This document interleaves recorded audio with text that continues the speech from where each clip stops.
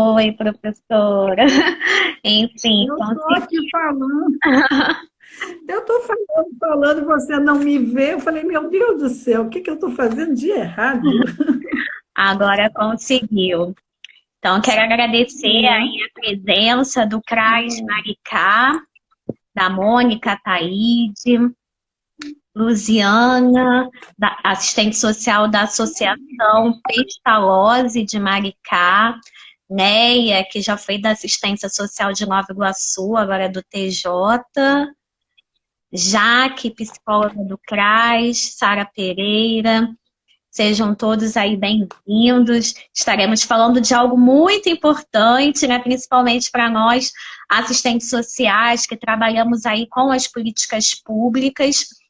Estamos aqui com a nossa querida convidada, a professora Heloísa Helena Mesquita Maciel, que é doutora em política social pela UF, é professora da PUC-Rio, do Departamento de Serviço Social e membro do Grupo de Pesquisa Josué de Castro, Decanato, do Centro de Ciências Biológicas e da Saúde.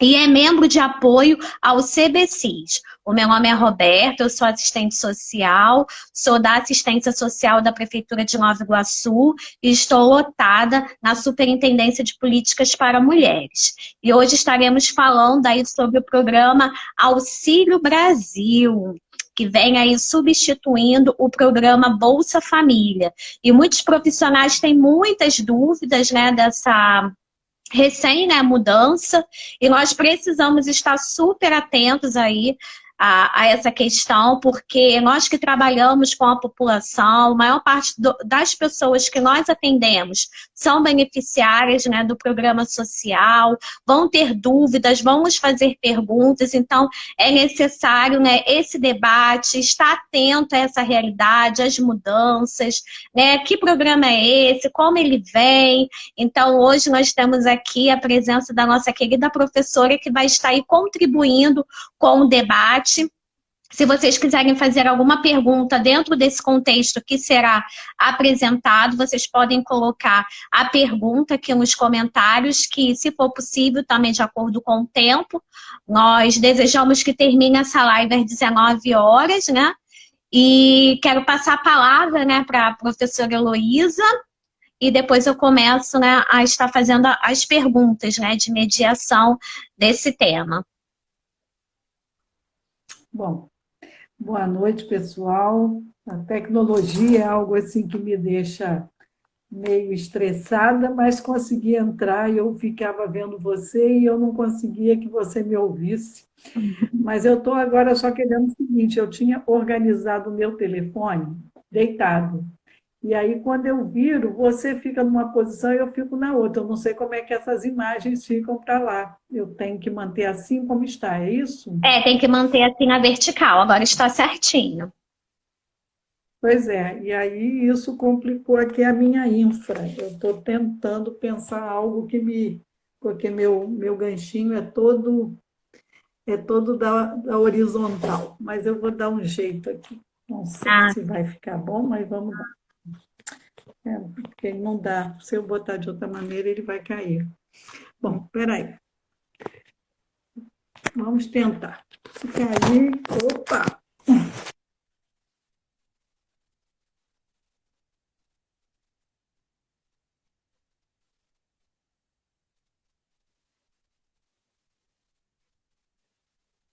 acho que a professora, ela caiu, né, a conexão, quando ela foi tentar modificar aí, né, para vertical. Peço um pouquinho de paciência para vocês, sejam muito bem-vindos. Se vocês desejam, né, colocar alguma pergunta, alguma dúvida referente ao que iremos falar, você pode colocar aí nos comentários.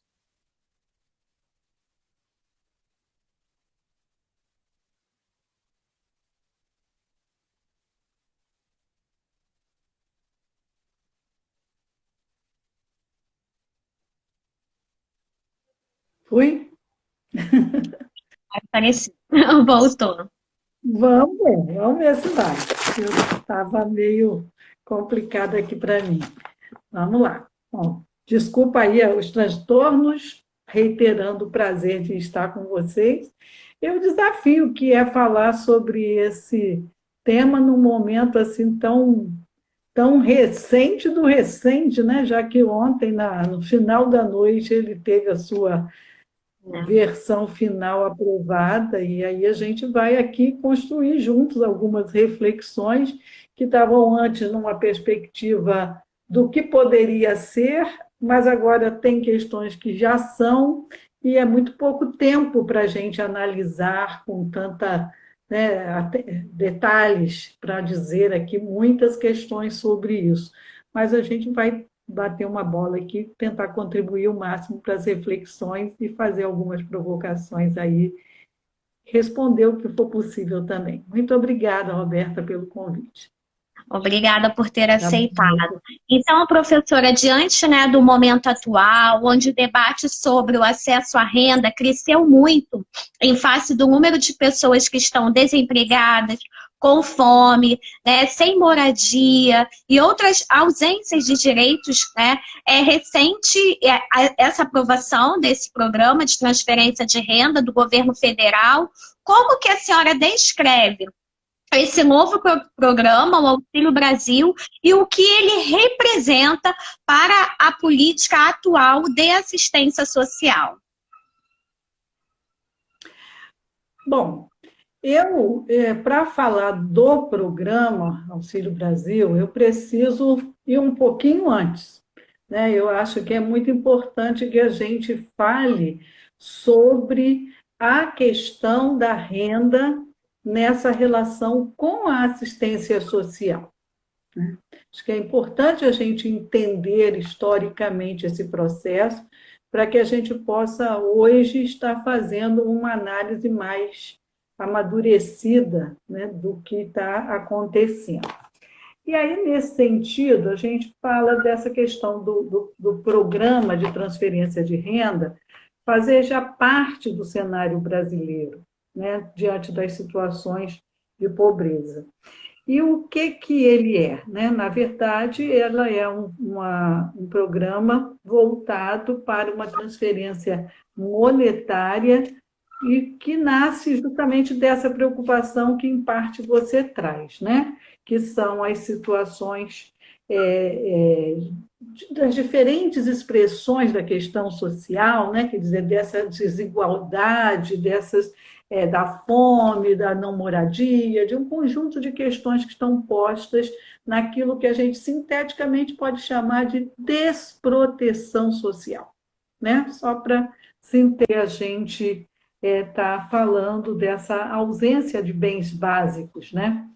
E aí, quando se fala que se trata de uma proposta de enfrentamento, eu costumo usar uma aspa para falar desse enfrentamento, porque a primeira coisa que a gente tem que pensar é que não há um enfrentamento dessas expressões de desproteção sem que se faça uma discussão das questões estruturantes que estão ligadas ao aspecto econômico. Essa disjunção entre o social e o econômico não vai gerar, de fato, enfrentamentos. Então, quando a gente está falando dessa ligação com o social, entender que ele passa por perspectivas de alívio, pela perspectiva do compensatório, no sentido de que tem situações de desproteção instaladas, mas que a gente precisa avançar num outro nível de diálogo, né? E isso vem estado presente no Brasil em alguns programas de auxílio que já vêm sendo historicamente trazidos no país, já antes, né, dos anos recentes, né, no século passado, vamos dizer assim, a gente já tinha discussões em relação a programas como o imposto de renda negativo. Então, eu estou trazendo no sentido de mostrar que é um debate que não é novo, né, mas que precisa permanentemente ser analisado. Essa questão também é trazida, né, por Suplicy, quando faz em 91 o seu programa de garantia de renda mínima. Então, quer dizer, várias preocupações nesse sentido, né, de se trazer uma renda universal e progressiva. A Yazbek e outros estudiosos, eles falam dessa questão da renda, destacando tratar-se de uma transferência monetária sem necessariamente implicar numa contribuição prévia, mas fala da necessidade de que os programas elaborados precisam ter esse contexto socioeconômico para entender além da transferência monetária, né, e se entender os incentivos de acesso a essas políticas.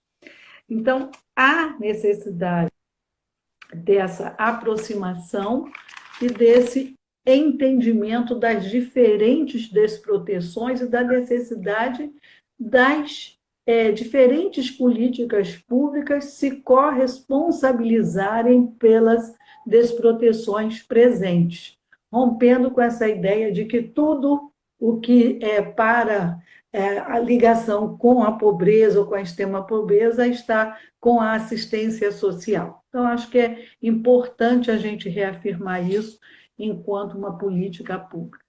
Agora, quando a gente fala que não é um assunto, e a gente vai trazendo aí esse caminho no diálogo com a assistência social, a gente, nos caminhos mais recentes, a gente já teve a presença de programas diversos no governo Fernando Henrique, e que no governo Lula já são trazidos no sentido de uma unificação, rompendo com aquele modelo pulverizado que havia no governo anterior, com decisões amplamente discutidas, analisadas e avaliadas em relação aos programas antes presentes, né? Antes do programa Bolsa Família. Então, eu estou afirmando isso para nos chamar a atenção de que deste processo, desta relação com a assistência social, há uma questão que a gente não pode abrir mão também, que é primar pelo diálogo. Né? A luta por um modelo descentralizado, participativo, com exercício do controle social, ela é o clamor de uma sociedade democrática, né? De um país democrático, fruto de diálogos, de debate, de exercício do controle social. Então, isso é que a gente chama atenção em relação ao processo que construiu essa lógica de proteção por meio da transferência de renda no modelo, como você falou, que acaba de ser extinto, né? Que é o programa Bolsa Família.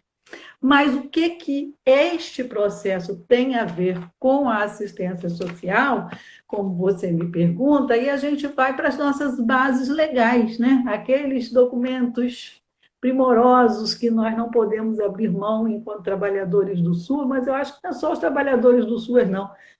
A população precisa se apropriar desse conjunto de legislações e regras que garantem direitos, né? E a Lei Orgânica da Assistência Social, ela já reconhece a necessidade dos benefícios eventuais, ela fala da questão do enfrentamento à pobreza, ela fala dos auxílios emergenciais. Então, isso que você me pergunta, eu digo assim, está absolutamente sustentado em bases legais a lógica do enfrentamento a desproteções naquilo que compete à assistência social, mas também não pode se desconhecer que há responsabilidade de outras políticas públicas, né? E aí, além da LOAS, a gente tem a reafirmação de um conjunto de preceitos, de categorias na Política Nacional de Assistência Social, que vem somar ao programa Bolsa Família, quando reforça uma configuração para o Sistema Único de Assistência Social, uma configuração que traz um serviço descentralizado e participativo nos centros de referência de assistência social, fazendo-se um grande esforço para que todos os municípios tivessem, né, os CRAs e pudessem desenvolver um trabalho com a família. Então, o que a gente está afirmando com isso? Há estreita relação entre a transferência de renda e a proposta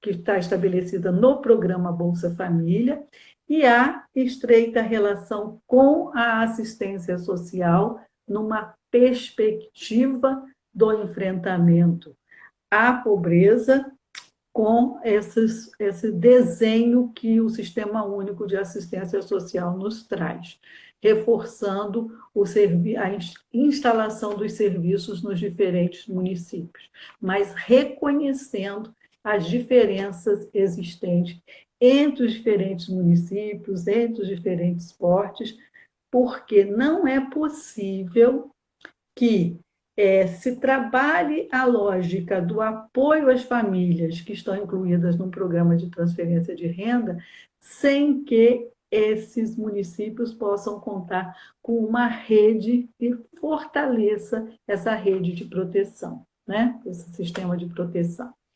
Então, não sei como é que tem aí as expectativas, se tem alguma pergunta, mas eu quero começar reafirmando esse cenário, né, de um programa de transferência de renda coadunado com a Lei Orgânica da Assistência Social, coadunado com a Política Nacional de Assistência Social, sustentado por uma configuração que essa política traz da matricialidade sociofamiliar, da descentralização político-administrativa, da prestação de serviços e benefícios, e reafirmado na pactuação entre os entes, como se encontra aqui estabelecido na norma operacional básica de 2012, e quando fala das seguranças afiançadas no artigo 4º. Então, assim, é dever de Estado, é direito do cidadão e tem bases legais para este fazer e tem bases legais para ser um direito reclamável por todos que dela necessitar. Acho que é essa, sinteticamente, a questão que eu queria trazer de início. Sim, professora. E o que muda, né, com a extinção do programa... Eu não estou te ouvindo. Não está me ouvindo? Não? Deixa eu ver aqui. Eu não ouço. Está me ouvindo agora?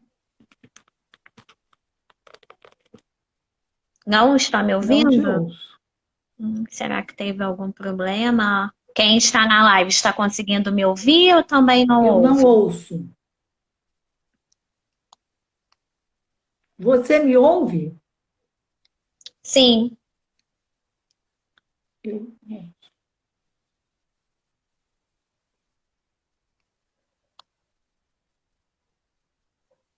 Estou com medo de apertar.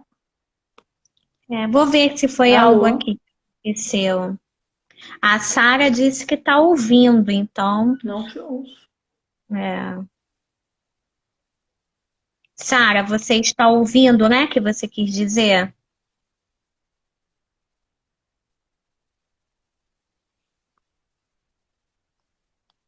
Não ouço você.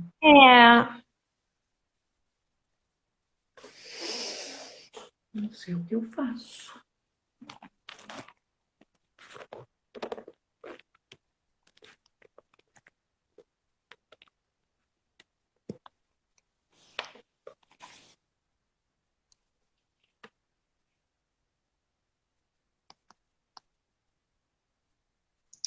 Eu estou ouvindo, né, a professora, mas ela não consegue me ouvir. Alô?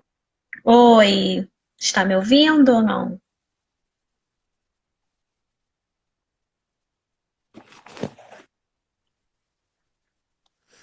Eu não te ouço. Tá tudo.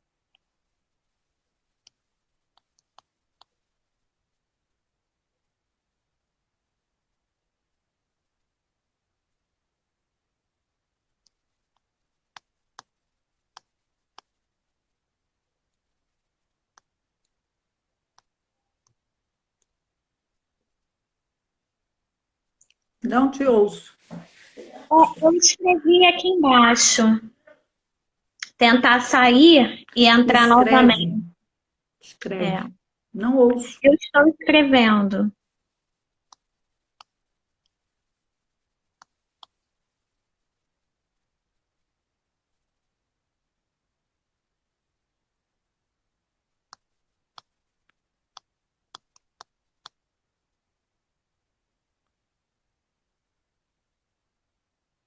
Acho que ela não está conseguindo ler também, então fica difícil. Vou tentar mandar uma mensagem para ela no WhatsApp. Eu vou sair e voltar? Isso, Pode ser? isso, pode ser. Pode ser. Vamos ver se ela consegue, né? Dessa forma, né? Saindo e entrando novamente, que antes ela estava conseguindo ouvir perfeitamente, né? Peço desculpas aí, né? Mas a tecnologia, né, é assim, né? Realmente, né, já que ela tem que tentar aumentar o som do celular. Se vocês tiverem alguma pergunta relacionada a esse tema, né, do programa Auxílio Brasil, vocês podem enviar a pergunta aqui. Que aí, na medida do possível, né, de acordo com o tema, pode ser possível responder todos vocês.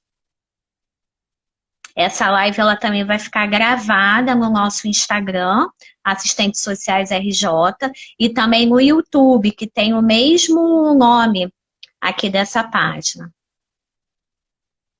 Ela está voltando aqui.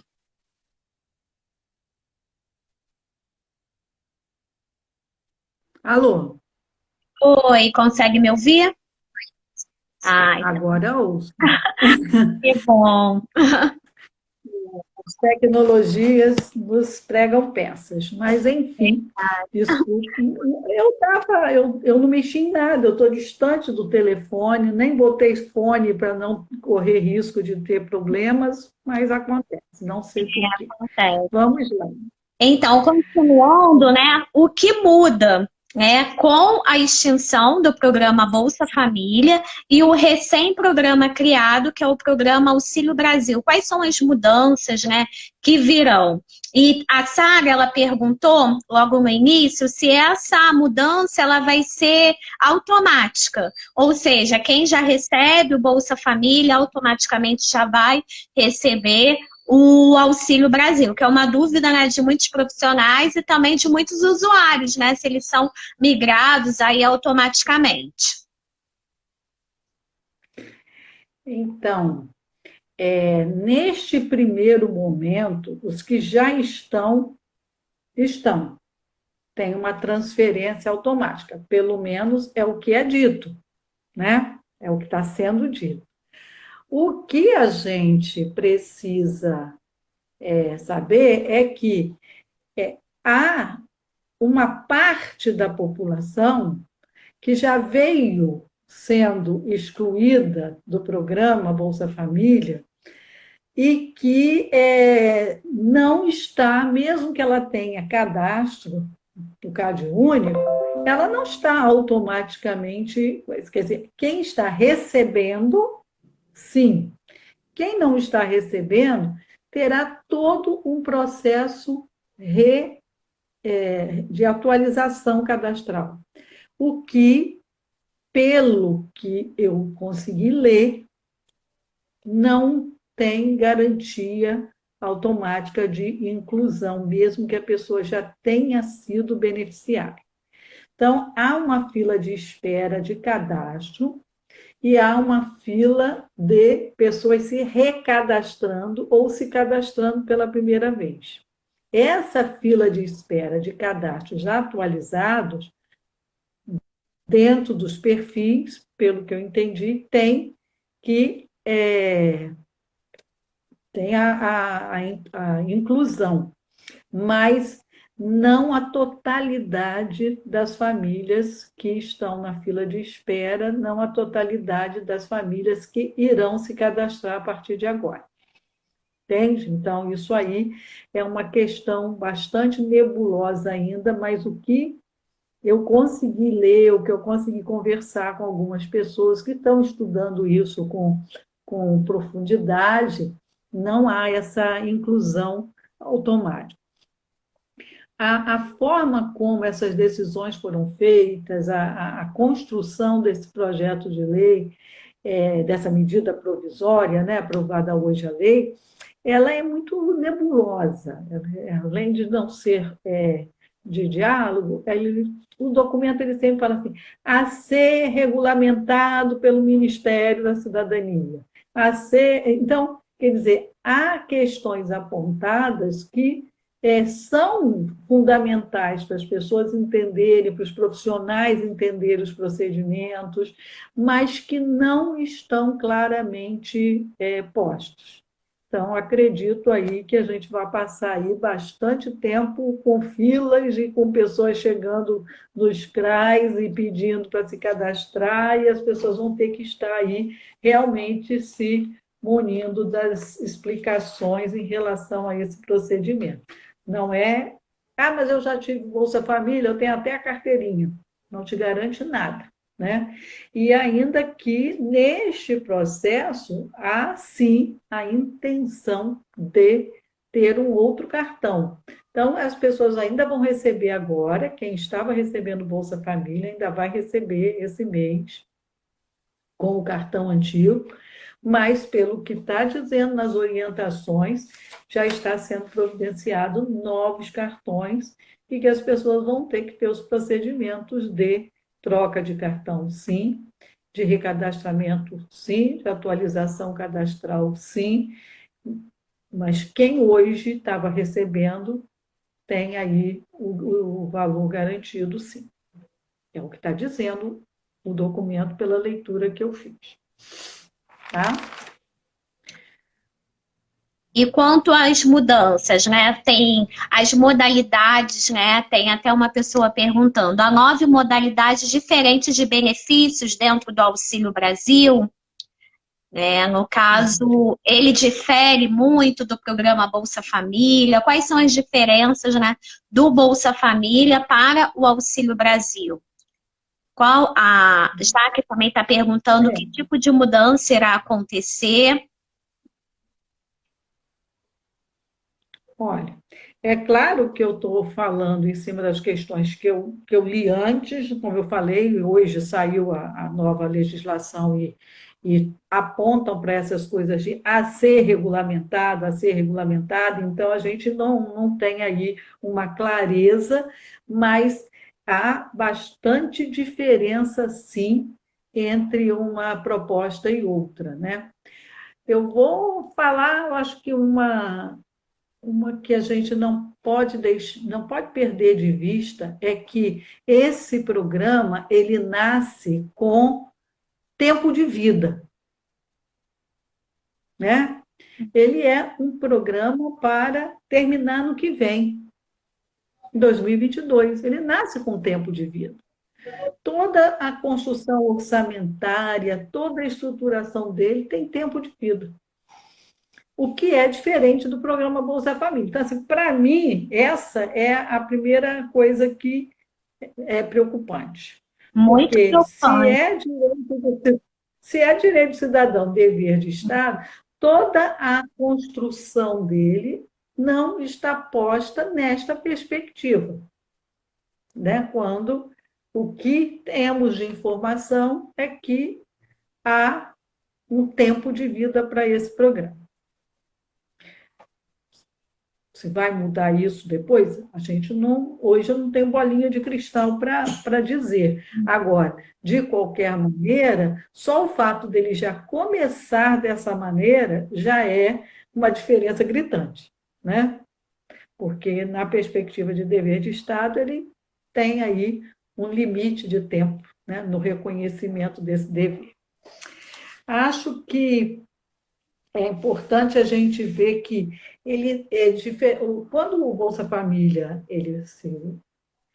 é instituído, ele define, né, que há necessidade de acesso a uma rede de combate à fome, envolve o programa de segurança alimentar, ele reafirma, né, a questão do combate à pobreza, fala da questão da intersetorialidade, da complementariedade, da sinergia entre as ações, né, e reafirma mesmo o objetivo central, redução da fome, combate à pobreza, enfocando as famílias atendidas no programa Bolsa Família e na garantia de acesso às outras políticas. Faz aquela coordenação das comissões em nível municipal, estadual e nacional, com envolvimento das outras políticas públicas afins, que eram, então, a saúde, a educação, a assistência social e a segurança alimentar. Né? Tem um reconhecimento. Aí a gente sabe que o atual governo ele extinguiu o Conselho de Segurança Alimentar. Né? Ele não tem nada nesse campo mais estruturado em nível nacional. Alguns estados, por terem ainda em legislação, os conselhos estaduais se mantiveram, como é o caso do estado do Rio de Janeiro, mas nós não temos a direção nacional mais disso. Então, no momento em que as pessoas estão catando ossos para fazer uma sopa, a segurança alimentar em nível nacional não tem direção, a incorporação desta perspectiva no atual grupo que vai coordenar, né, e acompanhar nacionalmente não existe, porque não existe esta figura mais, né, da segurança alimentar.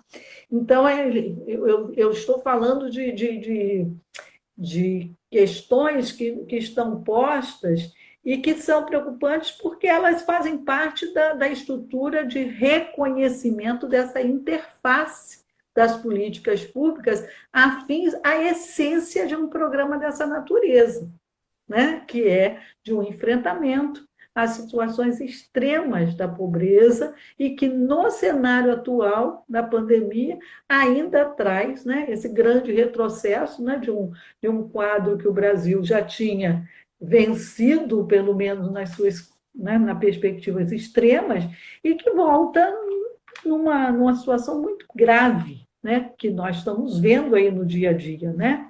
Então, esse é um problema. Traz uma outra questão que a gente não pode negar a importância do esporte, não pode negar a importância da ciência, do estímulo ao saber científico, mas traz para a assistência social esta responsabilidade com benefícios, né, que não são de competência dessa política pública. Então, a gente teve, anteriormente, no governo Fernando Henrique, uma série de ações pulverizadas que o programa Bolsa Família unifica, e agora a gente tem, por dentro dessa legislação, de novo, uma pulverização. Então, assim, é algo também preocupante. A outra questão que eu li, quer dizer, eu quero realmente ler, reler, e saiu ontem à noite, não tem aí um amadurecimento ainda geral das situações, ainda mais questões para a gente ler e discutir e entender, mas no que eu li do documento hoje, tem alguns dos repasses de recursos que eles terminam os seus repasses antes desses 2 anos. Tá? Serão repassadas 9 parcelas, será repassada uma parcela única. Ou seja, a população, se nós profissionais temos dificuldades, né, de ler, entender e dar o tempo de vida disso, imagine a população que vai estar recebendo um plus e, de repente, deixa de receber. Né? Porque é isso que me diz o documento que eu né, como está escrito, né? Vão ser repassados X parcelas, vão ser repassados parcela única. E como é que a população entende isso e se apropria disso?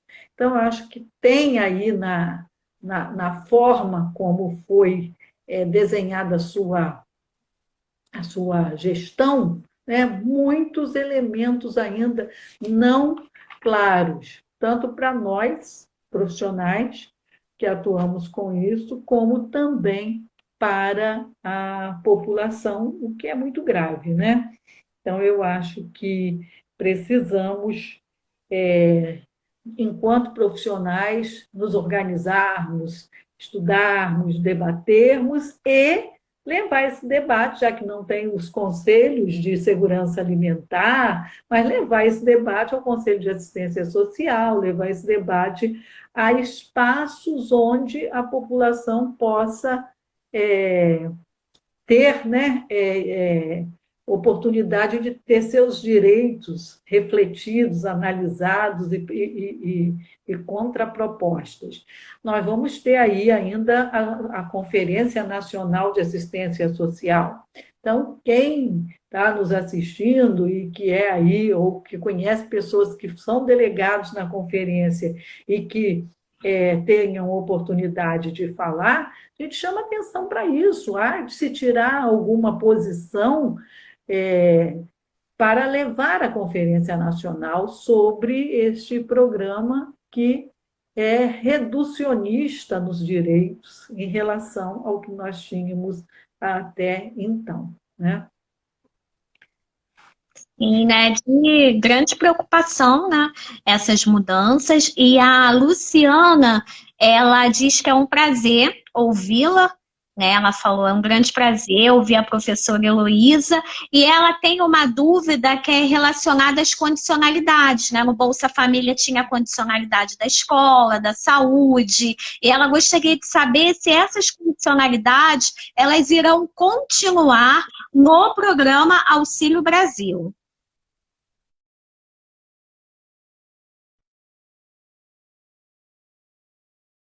Uma diferença.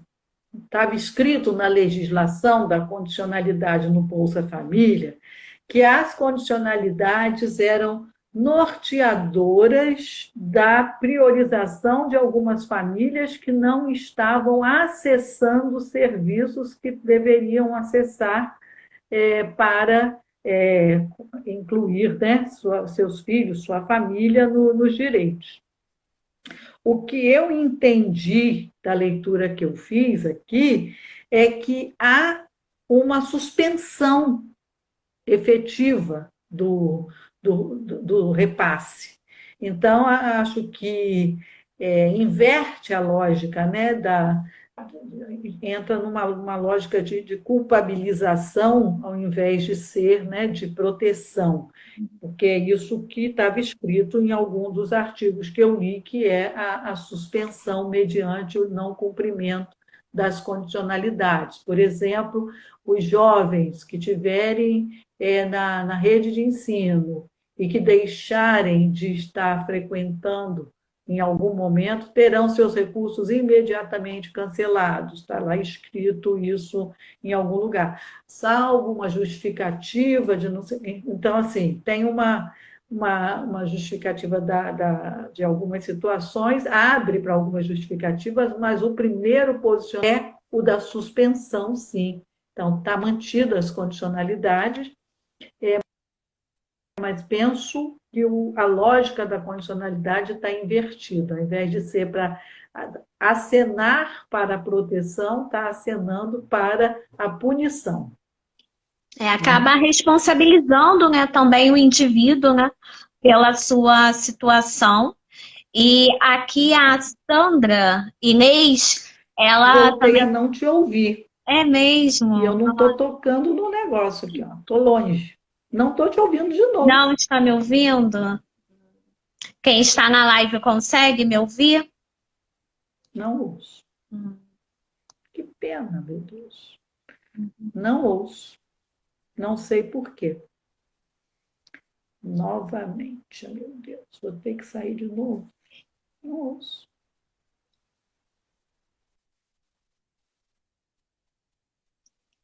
A professora novamente, né, ficou sem o áudio. Vocês conseguem me ouvir, né? Ah, sim, a Sara diz que sim, a Ruda. Então, ela vai ter que novamente se reconectar. Se vocês tiverem alguma pergunta relacionada ao tema, vocês podem enviar.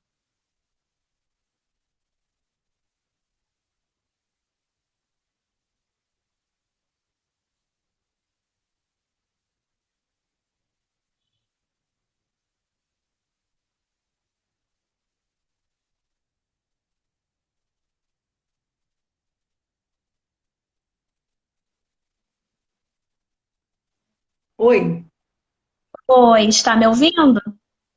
Ah, então, agora estou. é, Não sei o que que é, gente.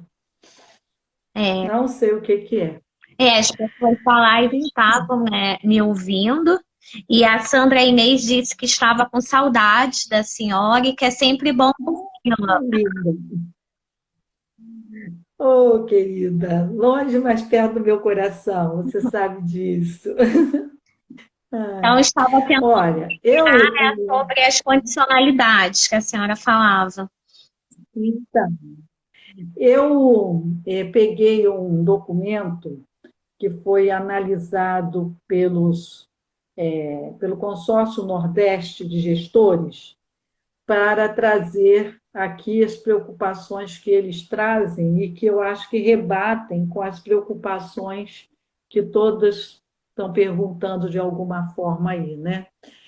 Então, ele, claro, faz uma introdução falando da contradição no momento de tantas desigualdades, né? As pessoas estarem falando de mudanças e mudanças para pior, né? E aí ele fala que o Auxílio Brasil não garante a manutenção da segurança de renda para os 39 milhões de pessoas atendidas no auxílio emergencial. A meta da expansão anunciada pelo governo federal contempla apenas a fila de espera para o Bolsa. Então, é aquilo que se perguntou, e eu expliquei que nem todos que vão fazer o recadastramento vão estar automaticamente garantidos. Fala da extinção do programa Brasil Carinhoso, que tinha uma relação direta com a questão do estímulo à educação infantil, e traz em lugar disso um auxílio para pagamento de vagas em creches de uma rede privada. E aí, o valor que é falado desse pagamento é um valor de R$ 200 se for para meio período e R$ 300 para o horário integral. Eu não sei se alguém aí de algum município do estado do Rio de Janeiro ou de algum estado que esteja aí presente conseguiria uma vaga em creche para um filho, ainda que em meio período, por R$ 200.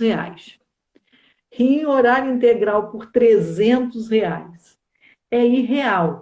Então, são contradições pelo valor, contradições porque não fala da articulação com a política de educação para a expansão de serviços e inclusão das crianças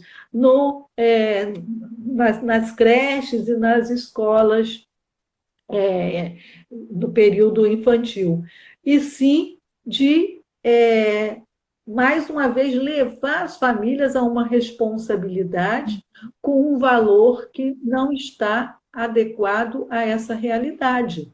Então, quer dizer, é o famoso ganhar para não levar, né? Porque há todo um procedimento burocrático em relação ao cadastramento de quem se propõe a, a abrir vagas para as crianças do programa Auxílio Brasil, mas, ao mesmo tempo, a oferta de um valor que é completamente alheio à realidade do mercado.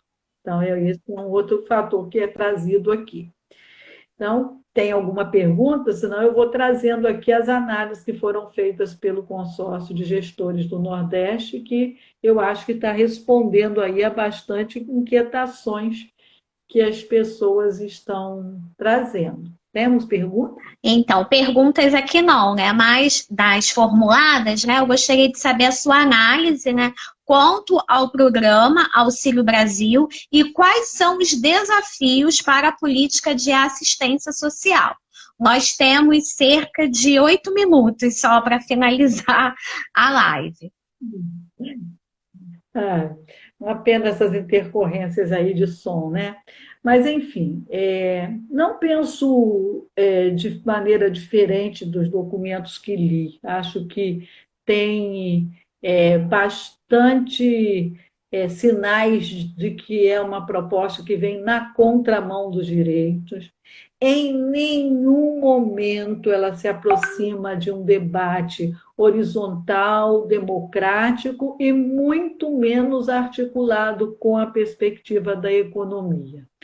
A própria lógica que ele também traz na legislação, que é o benefício ligado à área rural e urbana, desarticulada, inclusive, do Programa Nacional de Alimentos, que está extinto. Então, a gente percebe que há uma desarticulação das políticas públicas responsáveis por proteções enquanto dever de Estado, dentro das suas respectivas responsabilidades.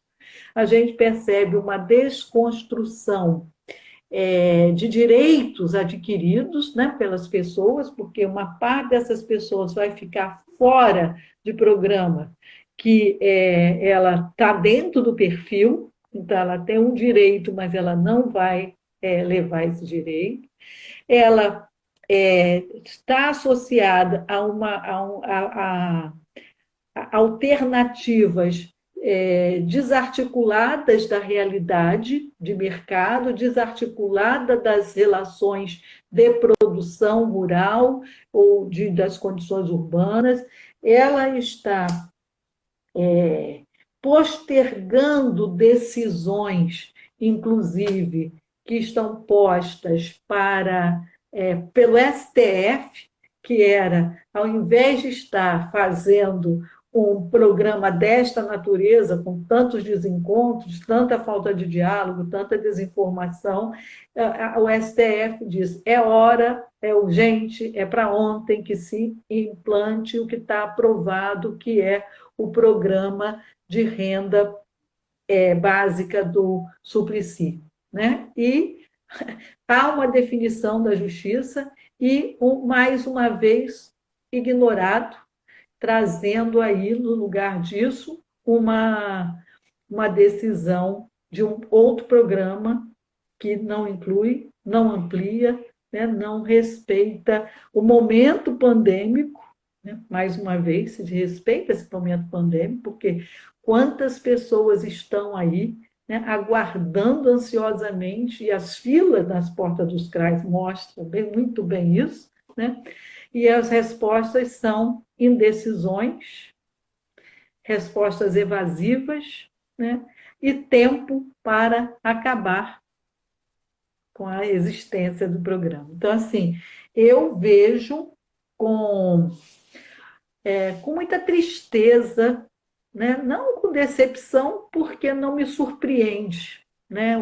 A lógica com que essa gestão aí tem estado respondendo pelo chamado dever de Estado, né? Não me surpreende, porque são geralmente respostas evasivas, postergações, enfim, indecisões. Mas quando se trata da fome, quando se trata da vida, quando se trata, né, das crianças, enfim, quando se trata de uma família brasileira tão desprotegida, e neste momento em especial, porque a pandemia não acabou e nós sabemos que o pós-pandemia vai trazer para nós ainda muitas demandas diante das responsabilidades das políticas públicas e, portanto, da assistência social também. Então, a gente reitera para as pessoas que se movimentem na direção de discutir isso com a população, discutir com os profissionais, mas com a população, discutir com conselhos do seu município, conselho da criança, conselho do idoso, porque atinge a todos os segmentos. Então, vamos fazer estudos com os conselhos, vamos, se existe segurança alimentar no seu município, vá discutir com o Conselho de Segurança Alimentar também, se existe o de direitos humanos, traga, né, para um debate coletivo e vamos para a conferência estadual munidos de propostas, munidos, né, não é só da nossa indignação, mas é a nossa indignação acompanhado de proposições pelo direito do cidadão diante do dever de Estado. Então, quando você me pergunta, eu posso dizer sinteticamente que não me surpreendo, mas me entristeço muito com o descaso com a nação brasileira. Verdade, né? Precisamos de ações propositivas, né? E a Maria Helena agradece a professora Heloísa pelas reflexões e ao canal do Instagram por oportunizá-la. Né? Muito obrigada aí. A Sandra fala que são excelentes reflexões. A Andréia fala que é exatamente isso que ela trabalha no CRAS. E, né, um desafio, né, para nós, né, que trabalhamos aí na viabilização de direitos sociais, né, estamos aí, desde que eu me formei, né, trabalho com o Bolsa Família, então é uma mudança que vai impactar bastante, né, inclusive eu já fui assistente social no município, exclusivamente do programa Bolsa Família, foi o primeiro concurso, né, que eu fiz lá em Barra Mansa, fui lotada no programa Bolsa Família.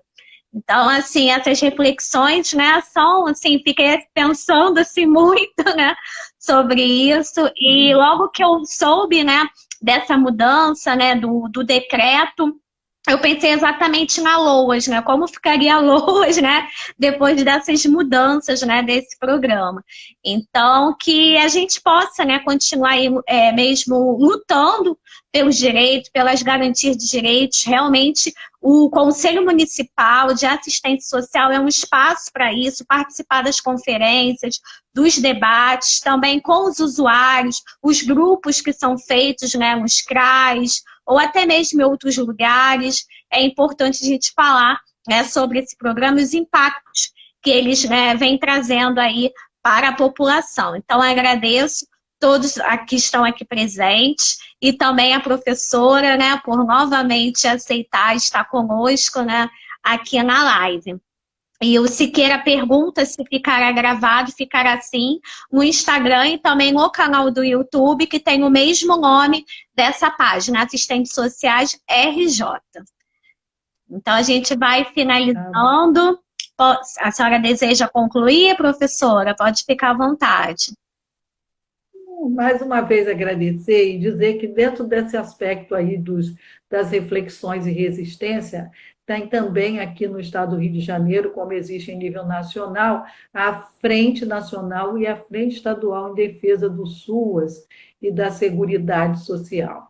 Então, eu penso que a gente também pode estar assim, ampliando, né, as nossas participações e reforçando com os conselhos, reforçando com as frentes e nas conferências, para que a gente possa potencializar nossas vozes, nossas propostas e avançar em conquistas. Tá? Muito obrigada. Obrigada. Até a próxima, então. Tchau. Tchau, um abraço a